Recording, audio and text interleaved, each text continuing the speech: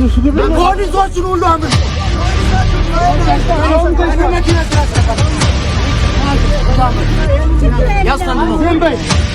አትሌት ፈይሳ ለሊሳ ዝምታውን ሰበረ የሚወራብኝ ወሬም ደግነት የሌለውና ለወሬ ጥማት የሚደረግ ነው ብሏል።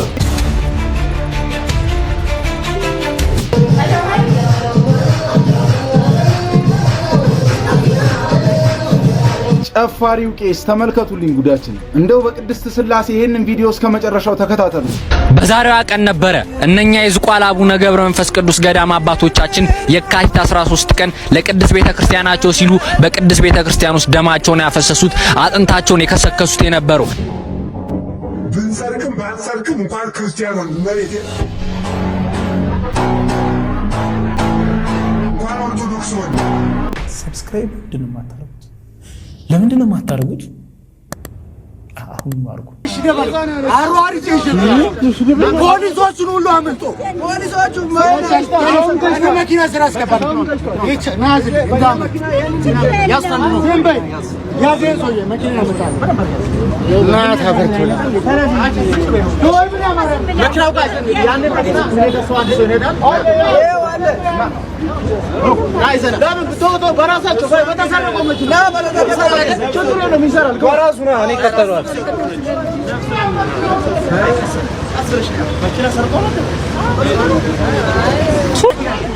መኪና ሰርቀው ነው ሰርቀው መስቀል ፖሊስ ነው ያስገባው ያ ይሄ በዝነዳ ትክክለ ያኛውን አዝሮ መኪና ለማንኛውም ዝጋው እኔ ዝም ብዬ ብሩን መልሼው ነው የመጣው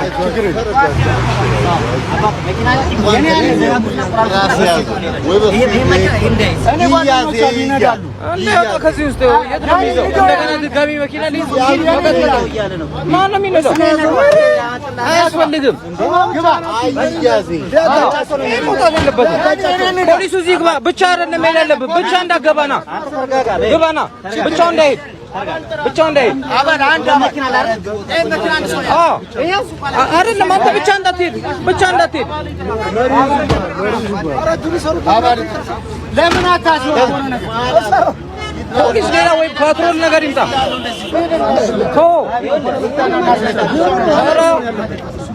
እሱ ማለት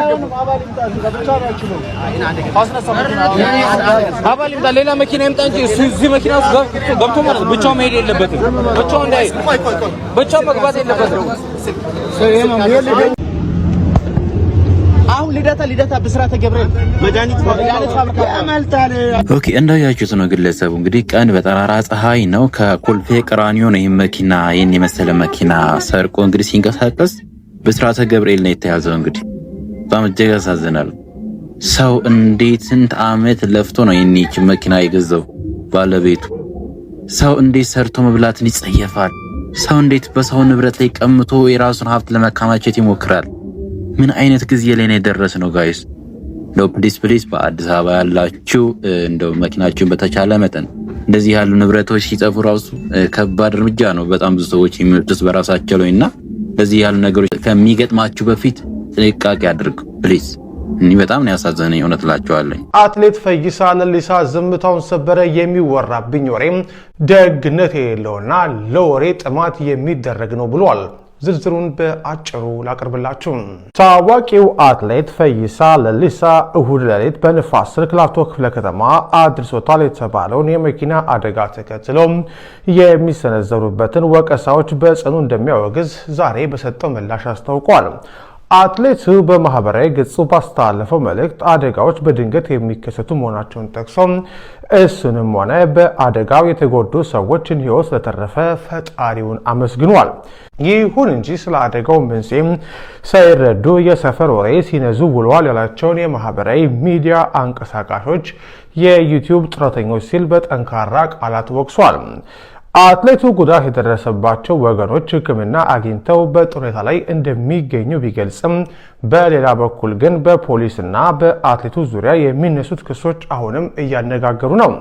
አትሌቱ አደጋውን ካደረሰ በኋላ በቁጥጥር ስር ለማዋል የሞከረው የጸጥታ አካላትን መሳሪያ በማውጣት አስፈራርቶ ከአካባቢ ተሰውሯል የሚል ክስ በስፋት የተሰራጨ ይገኛል። ይህን ተከትሎም አትሌቱ በትራፊክ አደጋው ብቻ ሳይሆን በሕግ አስከባሪዎች ላይ በፈጸመው ዛቻ ጭምር በ2 ወይም በ3 ከባባድ ወንጀሎች ሊጠየቅ እንደሚገባው የሕግ ባለሙያዎች እየገለጹ ነው። የአዲስ አበባ ፖሊስ ጠቅላይ መምሪያ አትሌቱ እስካሁን በቁጥጥር ስር ስላለመዋሉ ይፋዊ መግለጫ ለመስጠቱ የብዙዎችን ቅሬታ ቀስቅሷል። አትሌቱ አደጋው ከደረሰበት ዕለት ጀምሮ ፖሊስ ዝምታን መምረጡ ታዋቂ ሰዎች ከሕግ በላይ ናቸውን የሚል ጥያቄ እንዲነሳ አድርጓል።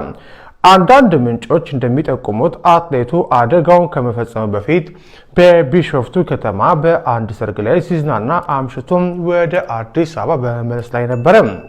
በአደጋው የአካል ጉዳት የደረሰባቸው 2 ወጣቶችም ለንፋስ ስልክ ላፍቶ ክፍለ ከተማ የትራፊክ አደጋ መርማሪዎች ቃላቸው መስጠታቸው ታውቋል።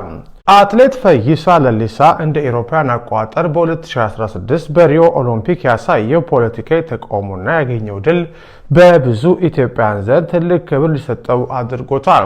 ይሁን እንጂ አሁን የተፈጠረው ክስተትና በጸጥታ አካላት ላይ ተሰነዘረ የተባለው ዛቻ የአትሌቱን ስም አደጋ ላይ የጣለ ከመሆኑ በላይ የሕግ የበላይነትን ጥያቄ ውስጥ የሚከት ሆኗል። አትሌቱ ግን የሚወራው ሁሉም ደግነት የሌለውና ለወሬ ጥማት የሚደረግ መሆኑን በመግለጽ ወቀሳውን ወደ ተቺዎቹ አዝሯል።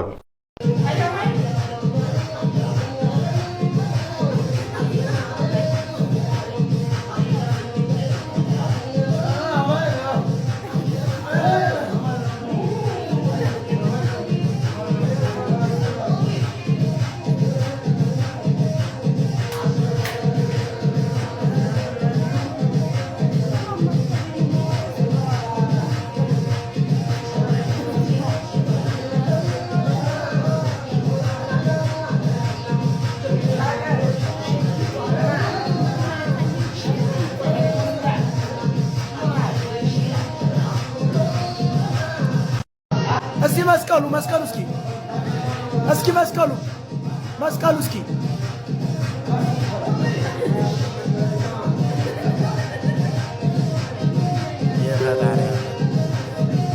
አውጣን። ጨፋሪው ቄስ ተመልከቱልኝ ጉዳችንን። እንደው በቅድስት ሥላሴ ይሄንን ቪዲዮ እስከ መጨረሻው ተከታተሉ። ይሄ ሰው ማን እንደሆነ ነግራችኋለሁ።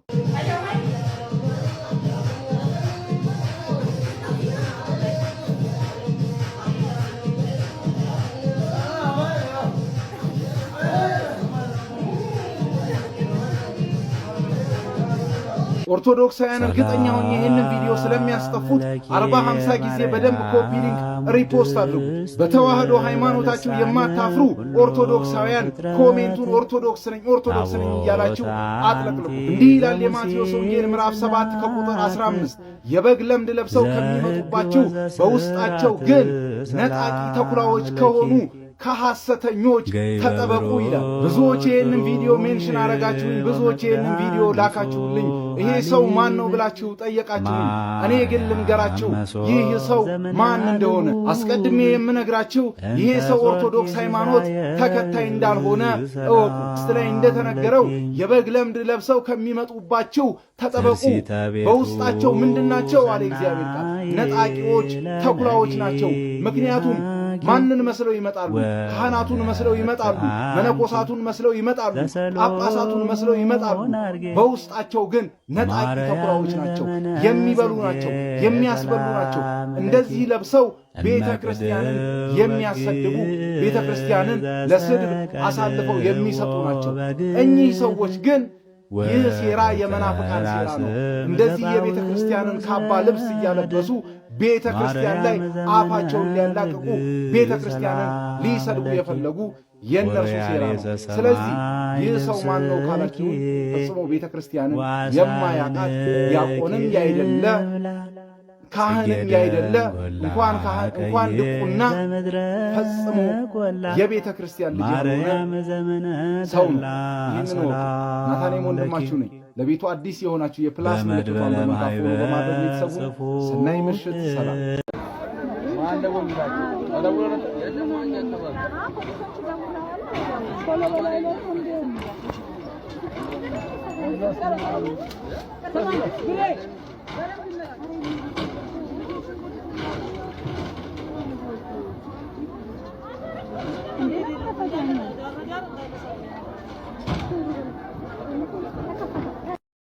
በዛሬዋ ቀን ነበረ እነኛ የዝቋላ አቡነ ገብረ መንፈስ ቅዱስ ገዳም አባቶቻችን የካቲት 13 ቀን ለቅድስት ቤተክርስቲያናቸው ሲሉ በቅድስት ቤተክርስቲያን ውስጥ ደማቸውን ያፈሰሱት አጥንታቸውን የከሰከሱት የነበረው እነኛ ስለ ሀገር ሰላም የሚጸልዩ የዝቋላ አቡነ ገብረ መንፈስ ቅዱስ ገዳም አባቶች ስለኔና ስለናንተ ህይወት በሰላም ገብቶ በሰላም መውጣት የሚማልዱ እንዲሁም ስለ መሪዎቿ የሚማልዱ አባቶቻችን ነበሩ። በዛሬዋ ቀን አጥንታቸውን የከሰከሱት ደማቸውን ያፈሰሱት አንገታቸውን ለካራና ለሰይፍ አሳልፈው የሰጡት ግንባራቸውን ለጥይት አሳልፈው የሰጡት የነበረው ይሄንን ነው ተናገሩ፣ ይሄንን ነው መስክሩ ምንላችሁ። ጮማን ሳይሆን ጥሬን የሚቆረጥሙ ትራስን ሳይሆን ድንጋይን የተንተራሱ ዋሻ ዘግተው የሚጸልዩ የገዳማውያን አባቶቻችን የዛሬ 2 ዓመት ነበረ ጥይት የተርከፈከፈባቸው። ልጆችሽ በሃይማኖት ጸኑ ሞትንም ሳይፈሩ ስለ ኦርቶዶክስ ተዋህዶ ባለመሰከሩ ይታወስ ቅዱስ ስማቸው ይዘከር ሰማዕትነታቸው በላይ በሰማይ ላይ በቀለመ ወርቁ ተስፏል ስማቸው አክሊል ተሰጥቷቸው ጸንተዋል እንደ ወንጌሉ ጸንተዋል እንደ ቅዱስ ቃሉ። የተዋሕዶ ልጆች ኮፒ ሊንክ ሼር ሪፖስት እያደረጋችሁ የዝቋላ አባቶቻችን እናስባቸው እንዘክርላቸው። አንድም ሻባም ቢሆን አንድም ጧፍም በዛሬው ቀን አብሩላቸው። እናንተን ሰማዕታት ብንረሳችሁ ቀኛችን ትርሳን ብንዘነጋችሁ ማርያም ትዘንጋን። ኮፒ ሊንክ ሼር ሪፖስት እያደረጋችሁ ለዓለም አድርሱልን። አንድ ክርስቲያን በቤቱ ውስጥ በቤተሰብም ይሁን በግል እንዲጸልየው የሚመከረው ጸሎት እንግዲህ በዋነኝነት የውዳሴ ማርያምና የመዝሙረ ዳዊት ነው። እነዚህ ጸሎቶች ግዴታ አንድ ክርስቲያን መጸለይ እንዳለበት ቤተክርስቲያን ታስተምረናለች። ሂደቱም እንዴት ነው? መጀመሪያ የዘውትር ጸሎትን እስከ ስብሐት ለአብ ወይንም ደግሞ ለአብ ምስጋና ይገባል፣ ለወልድ ምስጋና ይገባል፣ ለመንፈስ ቅዱስም ምስጋና ይገባል እስከምንለው እናደርጋለን። ልክ እሱን እንደጨረስን አባታችን ሆይ እንላለን። የእናታችን የእመቤታችን የድንግል ማርያምን ጸሎት ከመጀመራችን በፊት ማለት ነው። ከዛ በኋላ የዕለቱን መዝሙረ ዳዊት እናደርሳለን። የዕለቱ መዝሙረ ዳዊት በሁለት አይነት መንገድ ነው የሚጸለየው። አንደኛው 150ውን ለ5 በማካፈል በየዕለቱ 30 ማድረግ ነው። ሁለተኛው ደግሞ ዕለተ ማክሰኞንና ዕለተ ሐሙስን በተለየ መልኩ 20 አድርጎ በሌሎቹ ዕለታት ግን 30 ማድረግ ነው። ቅዳሜ የተረፈችዋን መዝሙረ ዳዊት ከሰሎሞን መኃልየ ወይም የመዝሙሮች ሁሉ መዝሙር ከሆነው ጋር አብሮ ይጣመርና እሁድን ደግሞ የነቢያት ጸሎት ብቻ ይደረግበታል። በመጀመሪያው ብንመለከተው ደግሞ 5ቱን ቀን መዝሙረ ዳዊት አድርሰን ቅዳሜን የሰሎሞንን መኃልየ ጸልየን እሁድን ደግሞ የነቢያትን ጸሎት እናረጋለን ማለት ነው። የዕለቱን መዝሙር ወይም በዕለቱ የሚጸልየው መዝሙረ ዳዊት መኃልየ በእሁድ ደግሞ ከሆነ የነቢያትን ጸሎት ልክ ስንጨርስ አባታችን ሆይ ብለን ተመልሰን ወደ አቆምንበት የውዳሴ ማርያም ጸሎት እንመጣለን። እሱም አባታችን ሆይ ብለን ወደ እናታችን የማርያም ጸሎት እንመጣለን። እሱን አድርሰን የዕለቱን ውዳሴ ማርያም እናደርሳለን።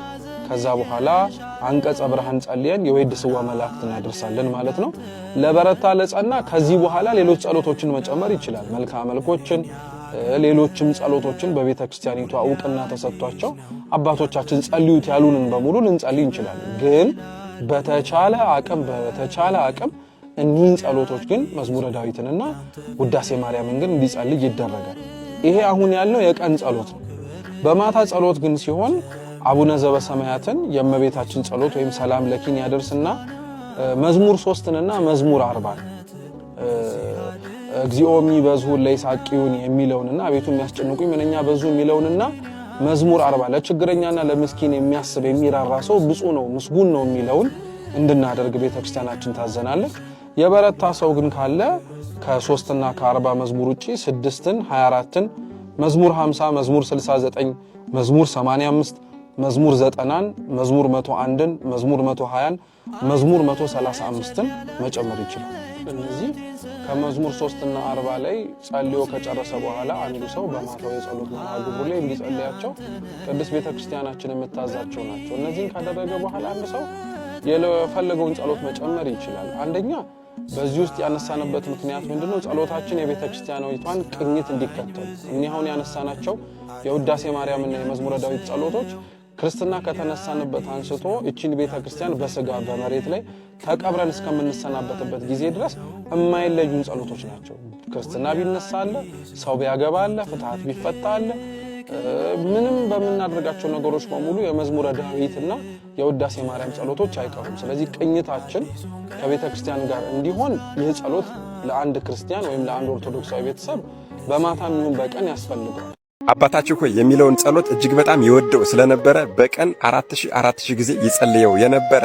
ታዲያ በዚህ ፍቅሩና ጽናቱ የተነሳ ጌታችን ወደ ገነት ከነስጋው ነጥቆ ወስዶት ለ14 ዓመት በስጋው እንዲኖር ያደረገው ቅዱስ። አደራ ቪዲዮውን ላይክ፣ ሼር፣ ሪፖስት በማድረግ ጀምሩት። ነገ የካቲት 13 ቅድስት ቤተክርስቲያናችንን በገድላቸው በተአምራቸውና በደማቸው ካስዋዋትና ካስጌጧት ቅዱሳን ሰማዕታት ውስጥ ከኮከብም ኮከብ ከሰማዕትም ሰማዕት እንደሚበልጠው ሁሉ ከሊቀ ሰማዕታት ከቅዱስ ጊዮርጊስና ከሊቀ ዲያቆናት ከቀዳሜ ሰማዕት ከቅዱስ እስጢፋኖስ ቀጥሎ አንዱና ዋነኛው የሆነ ቅድስት ቤተክርስቲያናችን ማር እያለች የምትጠራው አባቱ ህርማኖስ የተባለ ጨካኝ አረማዊ ለጣዖት የሚሰግድ ሲሆን እናቱ ደግሞ ማርታ የምትባል የተመሰገነች ቅድስት ክርስቲያን ነበረች። ገና በተወለደ ቀን ሊቀ መላእክት ቅዱስ ሚካኤል ሰማያዊ የወርቅ ልብስ ከሰማይ ይዞለት የመጣ ያንን ልብስም እየለበሰ ያደገ ጠንካራ ክርስቲያን የሆነችው እናቱ ቅድስት ማርታ ልጇን በሚገባ በክርስትና ኮትኮታ አሳድጋው ልክ 20 ዓመት ሲሆነው የአንጾኪያው ንጉሥ የሰራዊቱ 3ኛ መሪ አድርጎ መረጠው። የድሮዋ አንጾኪያ ወይም ደግሞ ሮም ልክ እንደ ዛሬዋ አሜሪካ ዓለምን የተቆጣጠረችና የገዛች ነበረች። ታዲያ በዚህች ሀገር ይሄ ቅዱስ በንጉሱ ምርጫ በመንግስቱ 3ኛ ሹም ሆነ። ታዲያ በጦርነትም ኃይለኛ ደመግቡ ስለነበረ ሁሉም ይወዱትና ያከብሩት ነበር። እርሱ ግን ቀን ቀን ከስራው ጎን ለጎን ሲጾም ነዳያንን ሲያበላና ሲያጠጣ፣ ሌሊት ደግሞ ሲሰግድና ሲጸልይ ያድር ነበር። በተጨማሪም በሌሊት ወደ እስር ቤት እየሄደ የእስረኞችን እግር ያጥብ፣ ቁስላቸውን ይንከባከብላቸው ነበር። ወገኖች ይሄ ሁሉ ሲሆን እኮ እጅግ በጣም አይገርማችሁም? የንጉሱ 3ኛ የሰራዊት አለቃ ነው የነበረ። ታዲያ ይሄ ቅዱስ በተጋድሎ ዘመኑ የሚያገድፍ ምግብና የወይን ጠጅ በአፉ አልገባም ነበር። ከነገር ሁሉ በኋላ ንጉሱ ዲዮቅልጥያኖስ በካደ ጊዜ ዘመነ ሰማዕታት ጀመረ። አዎ አብያተ ክርስቲያናት በሙሉ ተቃጠሉ። ከ47 ሚሊዮን በላይ ክርስቲያኖችም በእሳት ተቃጠሉ፣ በመንኮራኩር ተፈጩ፣ በመጋዝ ተተረተሩ፣ ለአራዊት ተሰጡ፣ በግፍ ተገደሉ፣ ቀባሪ አጠው ተጣሉ። በዚህ ጊዜ ይሄ ኃያል ቅዱስ ሰማዕት እናቱን ቅድስት ማርታን ተሰናብቶ ወደ ንጉሱ ወደ ዲዮቅልጥያኖስ ሄደና በመድኃኔዓለም በኢየሱስ ክርስቶስ ስም በታመነና በመሰከረ ጊዜ የገዛ አባቱ ጣዖት አምላኪው አረማዊው ጨካኙ አባቱ ህርማኖስ ሞትን ፈረደበት፣ አወጀበት። ከዚያም ይህን ቅዱስ አፉን በብረት ለጉመው ወደ ምድረ ግብጽ ሰደዱት። እጅግ በጣም ያሳዝናል፣ እጅግ በጣም ይደንቃል። መሪያቸው፣ አለቃቸው፣ አዛዣቸው እንዳልነበረ ሁሉ መኳንንቶቹ፣ ወታደሮቹ፣ ሽማምንቶቹ ሁሉ ዘበቱበት፣ አፌዙበት። ነገር ግን ይሄ ቅዱስ ሰማዕት ከምድራዊ ንግስና ሰማያዊ መንግስትን በሰዎች ከመክበር ስለ ክርስቶስ መናቀን መርጧልና ለቀናት ለወራትና ለዓመታት መኳንንቶቹና ወታደሮቹ እየተፈራረቁ ጽኑ ስቃይን አሰቃዩት። ወገኖች በዚህ ቅዱስ ሰማዕት ላይ ያልሞከሩት የስቃይ አይነት የስቃይ መሳሪያ አልነበረም። በእሳት አቃጥለውታል፣ በፈረስ ወትተውታል፣ በመንኮራኩር ፈሽተውታል፣ በመጋዝ ሰንጥቀውታል፣ አካሉን ቆራርጠዋል፣ አይኑን አውጥተዋል፣ ምላሱን ቆርጠዋል። አልሞትላቸው ባለ ጊዜ ግን ሚያዝያ 27 ቀን አንገቱን ሰይፈውታል። ታዲያ በዚያም ጊዜ መድኃኔዓለም ኢየሱስ ክርስቶስ ተገልጾለት ስምህን የጠራ መታሰቢያን ያደረገ የሰማዕትነትና የልደት በዓልህን ያከበረ በስምህ የተማጸነ በስምህ የተማመነ ስምህን ያከበረ በማንኛውም ጭንቅና ችግር ላይ ሆኖ ስምህን የጠራውን ሰው በሙሉ ከችግሩ ሁሉ አወጣዋለሁ፣ እታደገዋለሁ፣ የብርሃን ልብስ አጎናጽፌ መንግሥተ ሰማያትን አወርሰዋለሁ የሚል ቃል ኪዳን ተቀብሏል። ይህ ከሊቀ ሰማዕታት ከቅዱስ ማር ቅዱስ ጊዮርጊስ ቀጥሎ ሁለተኛ ሆኖ ስሙ የሚጠራው የቅድስት ማርታ ልጅ ኃያል መስተጋድል ማር ቅዱስ ቲክጦር ነገ የካቲት 13 የተወለደበት የልደት በዓሉ ነው። እንኳን ተወለድህልን አባታችን። ሌላው በዚህ ቀን አቤት አቤት አቤት ብዙ ሰዎች የማያውቁት ነገር ግን ሊያውቁት የሚገባ ገና ከወጣትነቱ ጀምሮ ከተባረከች ሚስቱ ጋር በድንግልና የኖረ በባህር ውስጥ ሰጥሞ ይጸልይ የነበረ በቀን 4000 አቡነ ዘበሰማያት ወይም ደግሞ አባታችን ሆይ ይጸልይ የነበረ ስለ ሃይማኖቱ በእሳት የተቃጠለ አካሉ የተቆራረጠ በቀስት የተወጋ ነገር ግን ልዑል እግዚአብሔር ከሞት ያስነሳው ጻድቅ ወሰማዕት ከዚያም መድኃኔዓለም ኢየሱስ ክርስቶስ ከነስጋው ነጥቆ ወስዶ በገነት ለ14 ዓመት ከኖረ በኋላ እንደገና ወደ ምድር ተመልሶ ደግሞ ለ40 ዓመታት በሐዋርያዊነት ሲያገለግል ከ85,000 በላይ ሰዎችን ወደ ቅድስት ሃይማኖት የመለሰ በስምህ የተማጸነውን ስምህን የጠራውን ሰው በስምህ የተማመነውን ሰው እስከ 7 ትውልድ ድረስ እምርልሃለሁ የተባለው ጻድቅ ወሰማዕት ቅዱሱ አባታችን ጥዑመ ዜና ቅዱስ አውሳቢዮስ ነገ የካቲት 13 የእረፍት በዓሉ ነው። የሚያውቁትን ለማያውቁት ማሳወቅ በጎነት ነውና አደራ ቪዲዮቼ እንደምታውቁት እየታዩ ስላልሆነ በደንብ አድርጋችሁ ኮፒ ሊንክ በማድረግ ለሁሉም ሰው እንዲዳረስ አድርጉልኝ። ለቤቱ አዲስ ሆናችሁ ፎሎ ማድረግ እንዳይረሳ። መድኃኔዓለም ኢየሱስ ክርስቶስ ከቅዱሱ ሰማዕት ከማር ቅዱስ ፊቅጦር እንዲሁም ደግሞ ከጻድቅ ወሰማዕት ጥዑመ ዜና ከቅዱስ አውሳቢዮስ ረድኤት፣ በረከት፣ ምልጃ፣ ቃል ኪዳን፣ ፍቅር አይለየን። አሜን። ይቆየን። ብንሰርክም ባንሰርክም እንኳን ክርስቲያን ሆን መሬቴ እንኳን ኦርቶዶክስ ሆን